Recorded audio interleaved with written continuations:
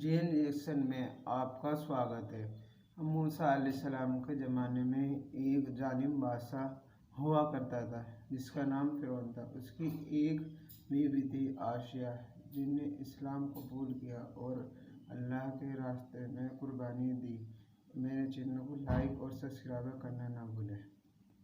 دوستو، آج سے 3000 سال پہلے مصر میں ایک جابر بادشاہ فرعون کی حکومت تھی، جس کی ایک خوبصورت اور نیک دل بیوی جن کا نام حضرت آسیہ تھا، جو دل ہی دل میں اللہ پر ایمان لے آئی تھی۔ لیکن بعد میں ان کو کیا سزا ملی کہ ان کے جسم کی کھال تک مار کے وجہ سے اتر گئی تھی، اور کیوں ان کو دنیا کی عظیم ترین خاتون کا لقب دیا گیا تھا۔ یہ اللہ پاک پر ایمان کا بڑا ہی عبرتناک واقعہ ہے۔ اس کی پوری کہانی شروع سے آخر تک آپ کو سنائیں گے۔ گزارش ہے کہ اس ویڈیو کو اینڈ تک ضرور دیکھیے گا۔ دوستو، فرعون مصر کا ایک ظالم و جابر بادشاہ تھا۔ اس نے مصر میں آباد قوم بنی اسرائیل کو اپنا غلام بنا لیا تھا اور ان پر ظلم کے پہاڑ توڑتا تھا۔ جب سرکشی حد سے آگے بڑھ گئی تو اس نے اپنے آپ کو خدا کہلوانا شروع کر دیا۔ کسی میں اتنی جرأت نہ تھی کہ کوئی فرعون کی مخالفت کر سکے، لہٰذا اللہ نے فرعون کے خاتمے کا ارادہ کیا، اور ایک رات مصر میں حضرت موسیٰ علیہ السلام کی پیدائش ہوئی۔ جب موسیٰ علیہ السلام کی پیدائش ہوئی تو ان دنوں میں فرعون نے بنی اسرائیل میں پیدا ہونے والے ہر لڑکے کو قتل کرنے کا حکم دے دیا تھا۔ موسیٰ علیہ السلام کی والدہ نے مجبوراً فرعون کے ڈر سے آپ کو ایک صندوق میں رکھ کر مضبوطی سے بند کر کے دریائے نیل میں چھوڑ دیا تاکہ فرعون کو پتہ نہ لگ جائے۔ دریا کی ایک نہر فرعون کے محل کے پاس سے بہتی ہوئی گزرتی تھی۔ اللہ کا کرنا ایسا ہوا کہ یہ صندوق بہتا ہوا اسی نہر میں چلا گیا۔ اس وقت نہر کے کنارے فرعون کی بیوی آسیہ بنت مزاحم بیٹھ کر نہر کا نظارہ کر رہی تھی۔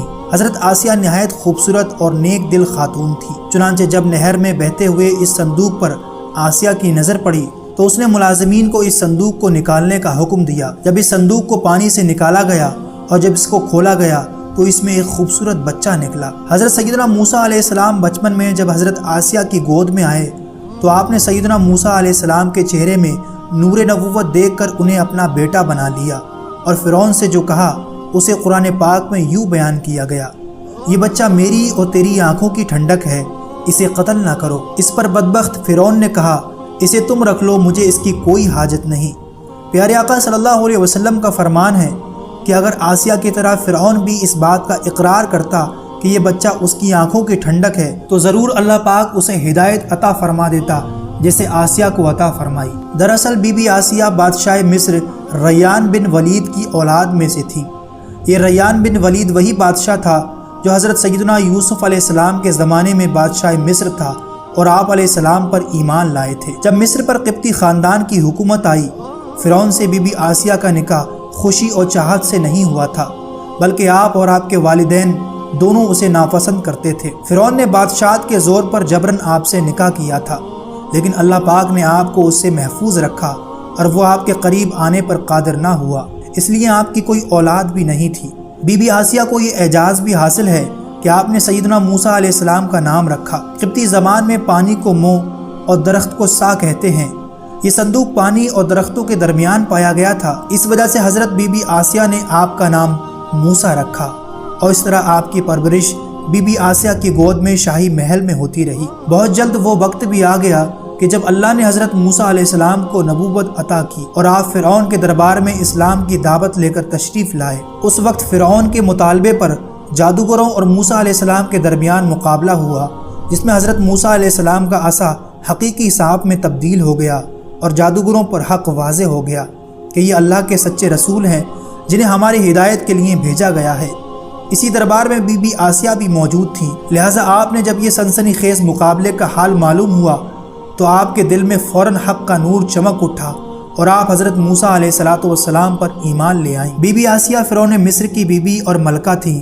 بادشاہ وقت کی بیوی ہونے کے سبب آپ کے پاس مال و دولت کی کثرت تھی، لیکن اس کے باوجود آپ غرور و تکبر کا شکار نہیں تھیں، بلکہ آپ کا دل غریبوں کی محبت سے سرشار اور ان پر شفقت و مہربانی کے جذبے سے معمور تھا۔ آپ دل کھول کر ان پر صدقہ و خیرات کیا کرتی، اور اسی وجہ سے آپ کو ام المساکین یعنی مسکینوں کی ماں بھی کہا جاتا ہے۔ بی بی آسیہ چونکہ اپنے شوہر رامسس کے ظلم سے واقف تھیں، اس لیے اپنے ایمان کا اظہار نہ کیا اور چھپ چھپا کر ایک اللہ کی عبادت کیا کرتی۔ بی بی آسیہ خفیہ طور پر حضرت موسیٰ علیہ السلام کے خدا کی عبادت کیا کرتی، یہاں تک کہ فرعون کو ایک دن آپ کے ایمان لانے کی خبر ہو گئی۔ اس نے ایک روز اپنے درباریوں سے کہا، تمہیں کچھ میری بیوی کی خبر ہے؟ تم اسے کیسا جانتے ہو؟ سب نے بڑی تعریف کی اور ان کی بھلائیاں بیان کی۔ فرعون نے کہا، تمہیں نہیں معلوم وہ میرے سوا دوسرے کو خدا مانتی ہے؟ لہذا فرعون نے حضرت آسیہ کو دربار میں بلایا اور پوچھا کہ تم کسے اپنا معبود مانتی ہے؟ حضرت آسیہ نے دلیری اور جذبہ ایمانی سے جواب دیا کہ میں موسیٰ کے رب پر ایمان رکھتی ہوں جو میرا، تیرا اور ہم سب کا خدا ہے۔ فرعون یہ بات سن کر غضبناک ہو گیا اور بہت جلد پورے شہر میں اس بات کی شہرت ہو گئی کہ فرعون کی بیوی ملکہ آسیہ نے فرعونی طور طریقے کو ٹھکراتے ہوئے دین موسیٰ قبول کر لیا ہے۔ فرعون نے بیوی آسیہ کو ایمان سے پھیرنے کی تمام کوششیں کر لیں، لیکن آپ کے چٹان جیسے ایمان کو توڑ نہ سکا تو آپ کو اس نے شہید کرنے کا فیصلہ کر لیا۔ فرعون نے یہ حکم دیا کہ جو بڑی سے بڑی پتھر کی چٹان تمہیں ملے اسے اٹھا لاؤ، اسے چت لٹاؤ اور اسے کہہ دو کہ اپنے اس عقیدے سے پھر آئے۔ اگر باز آئے تو میری بیوی ہے، عزت و احترام کے ساتھ واپس لاؤ، اور اگر نہ مانے تو وہ چٹان اس پر گرا دو۔ چنانچہ جب آپ کے سامنے چٹان لائی گئی تو بیوی آسیہ نے آسمان کی طرف نگاہ اٹھائی۔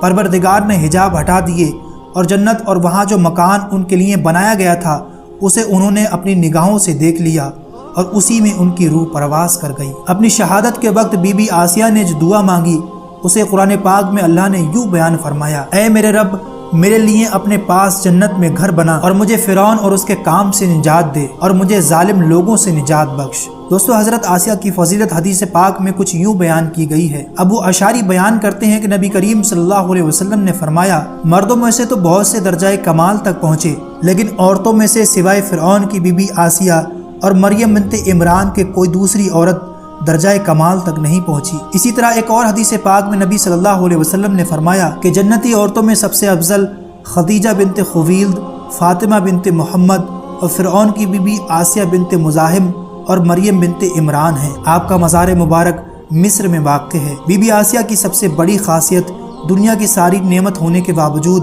آپ نے حق کو قبول کیا اور شہید ہو گئی۔